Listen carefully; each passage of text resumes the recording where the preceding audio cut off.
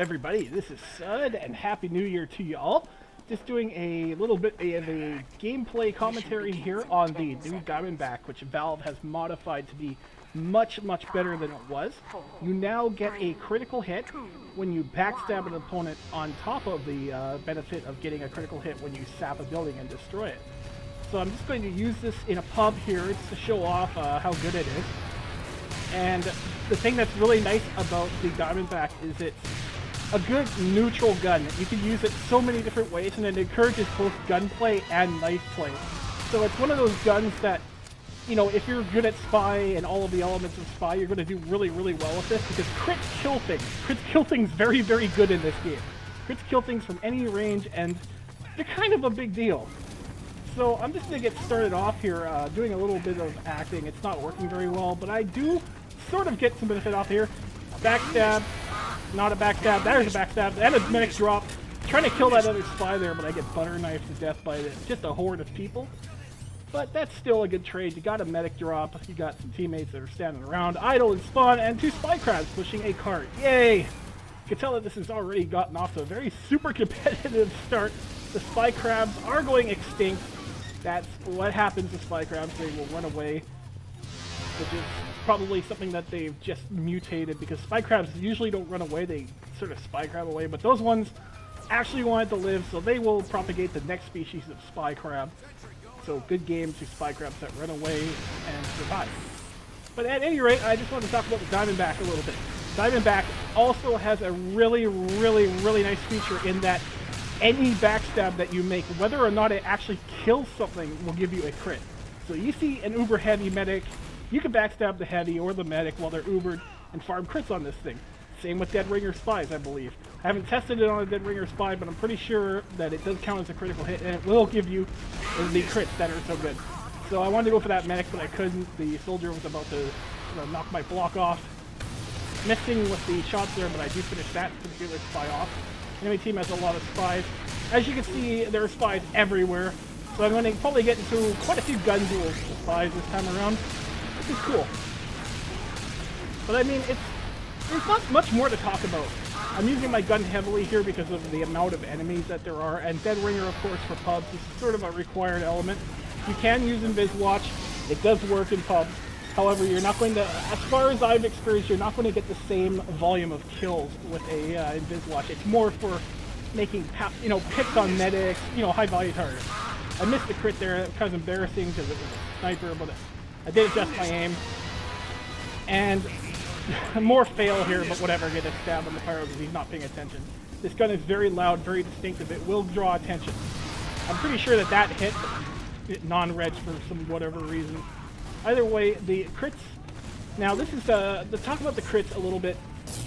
It's very handy. Like, the thing with an ambassador is you have to be very good with an ambassador to get the crit on it. With a Diamondback, you can save your crits and use them for when you really need them. So you got pyro bearing down on you. You've got crits in your gun. You can just blow the pyro away. 2 shots with crits. He's dead. And anything else, scouts in particular, it's very hard to fight scouts as a Spy with your revolver. It's very hard to stab them. If you've got crits, you've got a chance. With Ambassador, you would have to hit a scout in the head, and hitting a scout in the head is a very hard thing to do, especially if it's a good scout. So I'm going to die there. That soldier basically followed me right into the thing, and unfortunately soldiers don't take enough damage from their own rockets to make it a viable tactic to stand in front of one and block one, and yeah, you die, he doesn't. But as we go, we have some AFKs here, but he stopped being AFK, so he doesn't get to be vote kicked. And we're just going to try and go out here now. This is problematic because one of the things that Spies rely on the most is teammates to make distractions for you to get stabbed. And that's one of the things that allows the Diamondback to sort of get charged up and become a real thing here. Teammates are sort of half-assedly fighting. There's like a sniper just sort of standing around there, not sniping. A scout's running around the map, having a track and field meet. So it's actually kind of tough for me to get like a start here. And what I'm basically doing is running around cleaning up Spies that are just running around stabbing my teammates because they're not really checking for them.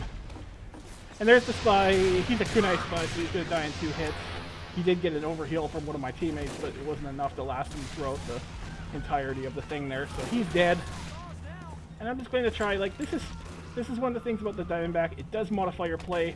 You actually find yourself going for more stabs than you would need to normally. In a lot of situations, I like to finish people off with my gun, because I find that stab registration is very, very poor. You'll hit someone right in the back, it won't register. You hit someone in the side, it won't register. They turn around, they one-shot you because you have no distance away from them. So that's one of the reasons why I like to rely a lot on my revolver.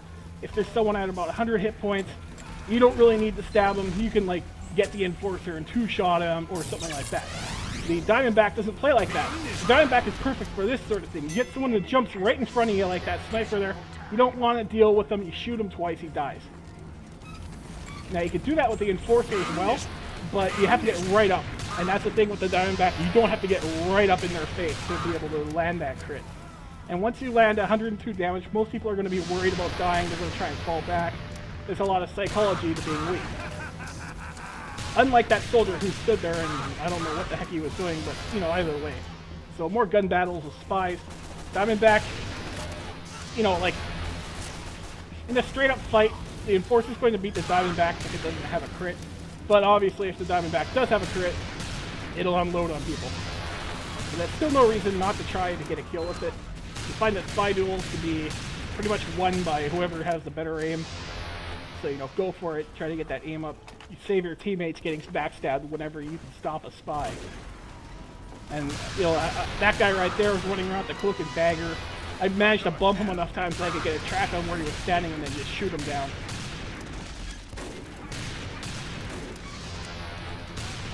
I'm moving along there, more spy checking, save my teammate from getting stabbed. This guy I actually do manage to get a little bit of a side stab on there. I get rewarded for that with a crit. See if I can actually make use of it. But crits are always useful to have, even, like, that's one of the things. You see someone pull out their revolver and it's got the crit glow on it. That guy I didn't want to mess with. I was just like, ugh. But he sort of ran away. He's a bit of an oblivious edge. Free backstab there. I lost my crits there, but I did manage to do enough damage to that enemy spy to kill him for real. His dead ringer absorbed the first crit. But spies, not exactly reservoirs of health. You keep hitting them, they'll go down. So now I want to actually stab. This guy, I don't know what the hell he was thinking. I don't know, I think he got overwhelmed there by the fact that he was having bullets placed into his body or something. And there's that Eng from earlier. He doesn't really have a clue what's going on either. It's more the demo man here that I want to kill. There's a sniper trying to make a snipe. Not a good idea to run at a spy with your melee out. Revolvers are strong. Revolvers, like, if someone's using an enforcer, you can basically consider that person to be using a shotgun. It's that powerful. You don't chase spies with your melee out, you will die. Try to get a no scope, try to get a quick scope, try to get anything ranged on the spy, but don't chase them with your melee out. The same goes for medics. Medics will get absolutely gunned down before they could ever get a bone saw hit off. Here's another sniper. He's running in. He has a Razorback, so I'm going to do what you have to do to Razorback. That's right there, though, is a... it sort of shows why the Razorback is not completely useless like a lot of spies say. It's actually quite useful. I shot him twice. He was still alive. He managed to dodge around until the 6th shot, which actually killed him. This means if there was anyone else there to help him out, or standing there, or a sentry gun, or anything like that, he would have lived, I would have died, or at least dead ringered. Whereas, if he wasn't using the Razorback, I would have just walked up, stabbed him, got a free crit. And now that's even more. Now, like, it used to be the only real consequence backstab was your eternal reward, where you would get a costume or a disguise for landing a backstab successfully. Now you have to actually worry about the Diamondback getting crits on backstabs. So that's, a little bit more reason to use the Razorback, is you don't want to feed a spy crits that he could use to pick your medics, or, make situational picks. So here's a situation that's actually kind of interesting. I sap the sentry gun, so I can expect a crit to come from that. Here's a sniper. I'm going to use my crit to kill him. Another sniper kill him, and I'm like, oh crap, there's a scout. But I remembered that I had that sapper up, and there was my crit to use on the scout. I didn't actually run away from the scout because I expected a crit to be coming from that sap. And indeed, I did use it to good effect. And now I can't hit this demo man whatsoever. Trying to make a pick on him, didn't happen. There's that same clueless spy who likes to stand there. He doesn't last very long. But I just love this skin. I love the way it sounds. I love the way it looks. And now that it's actually useful, I love everything about it. And it's probably overpowered. People are going to be complaining about that for quite a bit. Or, well, maybe not, because people have lots to complain about, like the Widowmaker, or not the Widowmaker, the Short Circuit right now is the hot topic of Team Fortress 2. Because as an engineer, you can walk up to a soldier or a demo man, just kill them by holding down one button. That is a little broken. But I digress. That's not the subject matter of this video. Let's get back to the Diamondback. It's really hard to talk about the Diamondback anymore because I think it's not that, it's not that extreme of an a depth, right, gainer. Like, yeah, it modifies the spy's play in a lot of ways. It makes stabs much more valuable to get and rewards your gunplay. So you need to be both a good gun spy and a good stab spy with it. With, like the Enforcer, you can just be a good gun spy and get lots of kills and stuff like that. With the L'Étranger, it makes you a much better knife spy at the expense of not being quite so good a gun spy. But, oh yeah, here's another one of these situations. This is probably neat to talk about because I like how you can sap that and expect the crit to come later. And then use it. Bam, bam, bam. So, I was having trouble with that scout straight up. And here's a medic. This is what you don't do as medic. Take note, not what you do as medic. Put the bone saw away and run away from the spy. So fighting more scouts. I hate fighting scouts. Scouts are hard to hit, they're annoying. And that engineer doesn't have a clue. And here comes a million scouts. So I'm gonna run away. I don't like a million scouts. A million scouts sucks. And there's they're all looking in there to try to find me. I got away, got to the right spot where they're not looking. And maybe I can kill one. Maybe I can kill one. No, come back. I can't kill you if you run away. Oh, missed. Ah, I didn't get to kill him. That Devil Man doesn't like me, so he shoots grenades at me. Ooh, crits. I want crits. There's a nice sniper to get crits from, and boom! Make his teammate pay for his non-awareness. And that's one of the annoying things about things like the Frontier Justice and the new Diamondback. If your teammates are bad, it could mean that you're gonna die too. And it's one of the mechanics that a lot of people don't like. Basically, you can pick on the worst players, and the scores are there's a bit of a disparity there. This is not exactly the best pub I've played in. I will say that much. Neither side really knew what they were doing, but I thought it'd be just a good place to test out the new Diamondback, and get a little bit of in-the-field data on it.